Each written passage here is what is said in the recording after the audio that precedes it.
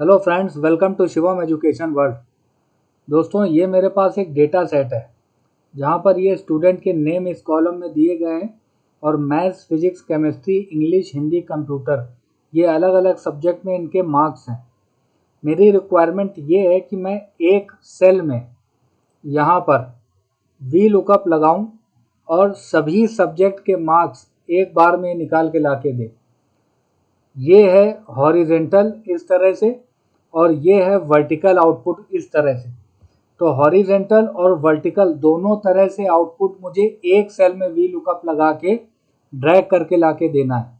तो इसको किस तरह से कर सकते हैं हम, ऑटोमेटिक डायनामिक वी लुकअप किस तरह से इसको हम कर सकते हैं, ये इस वीडियो में हम सीखेंगे। एक डेमो देख लीजिए। यहाँ से अगर मैं नेथेलिया को पिक करता हूँ तो ये नेथेलिया के सभी सब्जेक्ट में मार्क्स आ गए ऑटोमेटिक और ये नेथेलिया हाईलाइट हो गया। इसी तरह से वर्टिकल आउटपुट निकालना हो तो अगर मैं यहाँ पर डैनिका को पिक करता हूँ तो ये देखिए डैनिका के पूरे मार्क्स ये वर्टिकली इस तरह से आउटपुट में आ गया और ये हाईलाइट भी हो रहा है।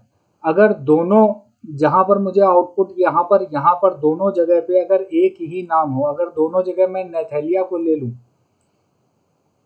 ये देखिए तो ये दूसरी तरीके से हाईलाइट हो गया। तो ये कमाल है कंडीशनल फॉर्मेटिंग का और ये कमाल हो रहा है अलग अलग तरीके से आउटपुट निकालने का वी लुकअप के साथ मैंने कुछ एसोसिएट किया है।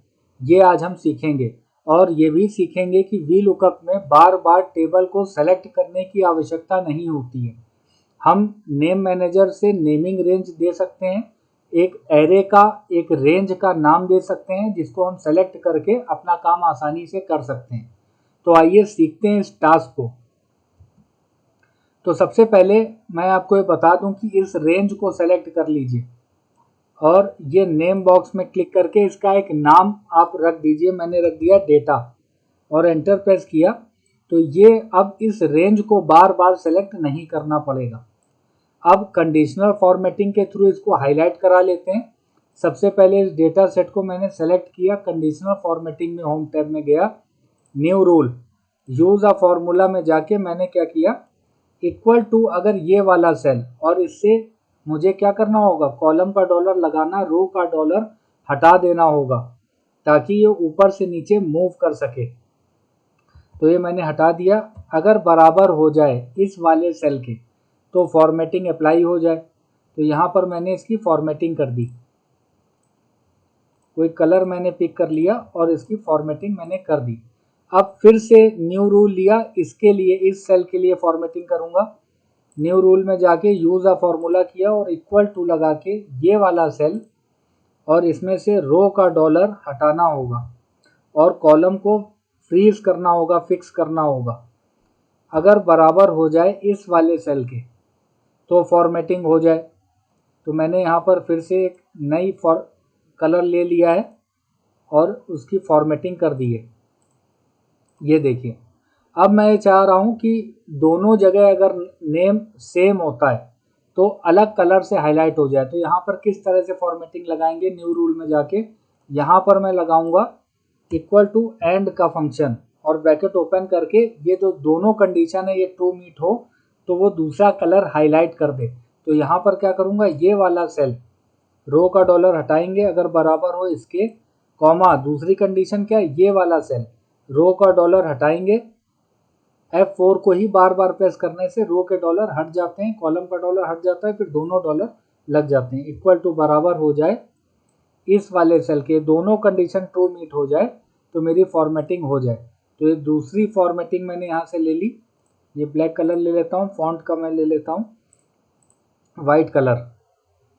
यहाँ से मैंने फॉन्ट का ले लिया वाइट कलर और ओके किया, ओके किया। तो अगर दोनों नेम यहाँ से और यहाँ से नेथेलिया ही अगर मैं लेकर आपको दिखाता हूँ, ले लेता हूँ, तो ये देखिए इसने ये ब्लैक हाईलाइट कर दिया और फॉन्ट वाइट हो गया।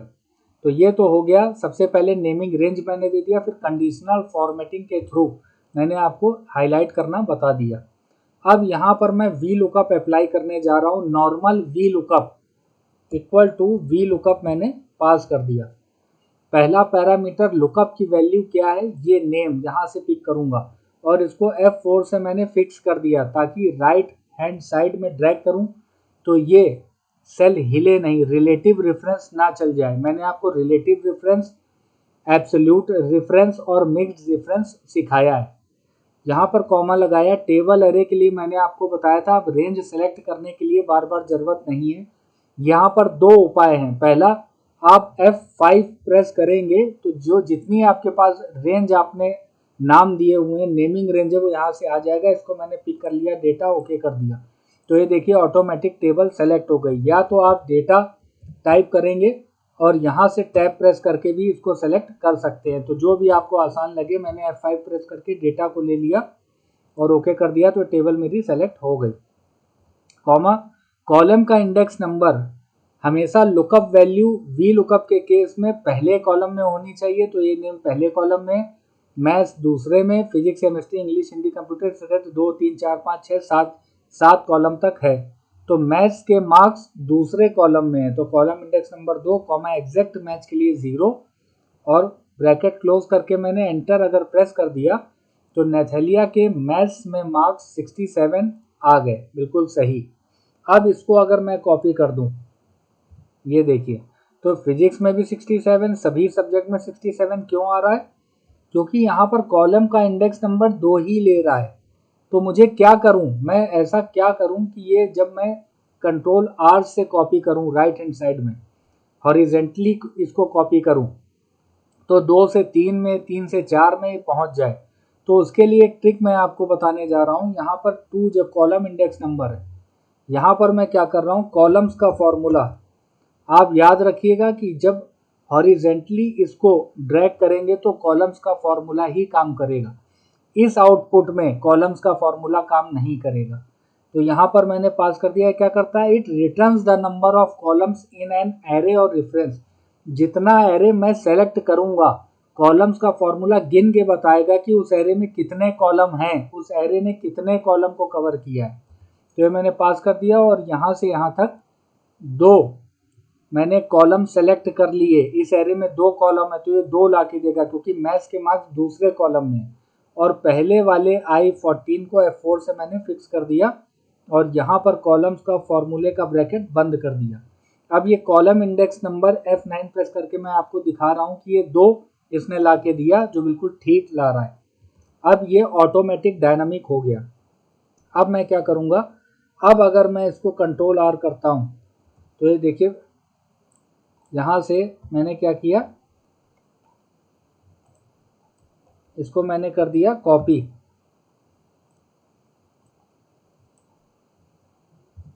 ये देखिए, तो 67 नेथेलिया के 53, 45, 34, 73, 67 बिल्कुल ठीक आ रहा है। क्यों? क्योंकि जब मैंने इसको राइट हैंड साइड में कॉपी किया है, तो ये देखिए पहले वाले I14 को मैंने फिक्स कर दिया था, तो ये कॉलम्स में जो एरे सेलेक्ट कर रहा है उसकी रेंज बढ़ती चली जा रही है। ये देखिए इसकी रेंज बढ़ती चली जा रही है। तो ये क्या करेगा, अब अगर मैं कंप्यूटर में देखूं, तो ये पहले I14 को फिक्स किया था तो इसकी रेंज बढ़ती चली गई। तो यहाँ पर कॉलम इंडेक्स नंबर ये 7 निकाल के दे रहा है, मतलब इस एरे ने 7 कॉलम को कवर किया हुआ है। ये देखिए 7 निकाल के दे रहा है। तो ये ट्रिक है, कॉलम्स के थ्रू हम इस तरह से आउटपुट निकाल सकते हैं एक बार वी लुकअप को लगाकर। तो ये मेरा आउटपुट बिल्कुल, अब मैं यहाँ से कोई भी नेम अगर पिक करता हूँ, राइलिन मैंने लिया, तो ये देखिए 71, 57, 53, 46, 68, 73 बिल्कुल ठीक आउटपुट निकाल के दे रहा है। ठीक इसी तरीके से अगर मैं यहाँ पर आउटपुट चाहता हूँ वर्टिकली, तो क्या करूँगा, इक्वल टू वी लुकअप मैंने पास किया, लुकअप की वैल्यू ये है और मैंने F4 से इसको फिक्स कर दिया, कॉमा। अब मैं यहाँ पर क्या करूँगा, F5 मैंने प्रेस किया और डेटा जो रेंज मैंने दिया था नेम उसका, इसको पिक कर लिया, तो देखिए टेबल सेलेक्ट हो गई, कॉमा। कॉलम इंडेक्स नंबर में अब मैं क्या करूँ, यहाँ 2 अगर मैं पास करता हूँ, कॉमा 0 पास करता हूँ, तो ये क्या करेगा, दूसरे कॉलम से मैथ्स का मार्क्स निकाल के ला के दे रहा है, राइलिन का बिल्कुल ठीक।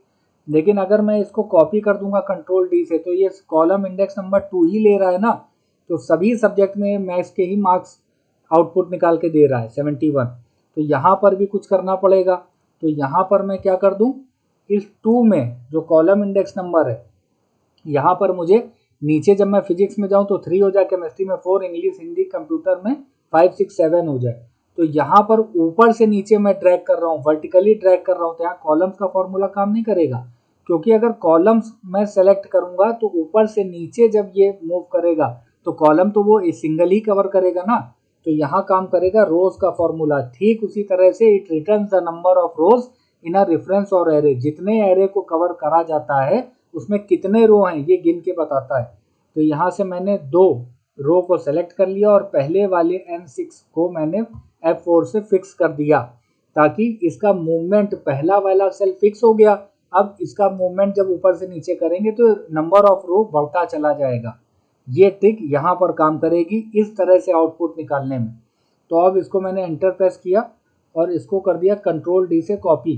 तो ये देखिए 71, 57, 53, 46, 68, 73 बिल्कुल ठीक निकाल के दे रहा है। अब यहाँ से कोई भी नेम पिक करता हूँ, कियारा मैंने किया, तो देखिए 73 से 90 बिल्कुल ठीक, और यहाँ पर मैंने डिक्सी ले लिया, तो देखिए 76, 62, 63, 61, 77, 76 बिल्कुल ठीक आउटपुट ये निकाल के दे रहा है। तो आज इस वीडियो में मैंने आपको सिखाया कि नेमिंग रेंज के थ्रू टेबल एरे को बार बार सेलेक्ट नहीं करना पड़ता, कंडीशनल फॉर्मेटिंग का बेहतरीन उपयोग हम कर सकते हैं, और वी लुकअप के साथ कॉलम्स का और वी लुकअप के साथ रोज का जब हम इसको एसोसिएट करते हैं तो हम हॉरिजेंटली और वर्टिकली दोनों तरह से आउटपुट निकाल सकते हैं।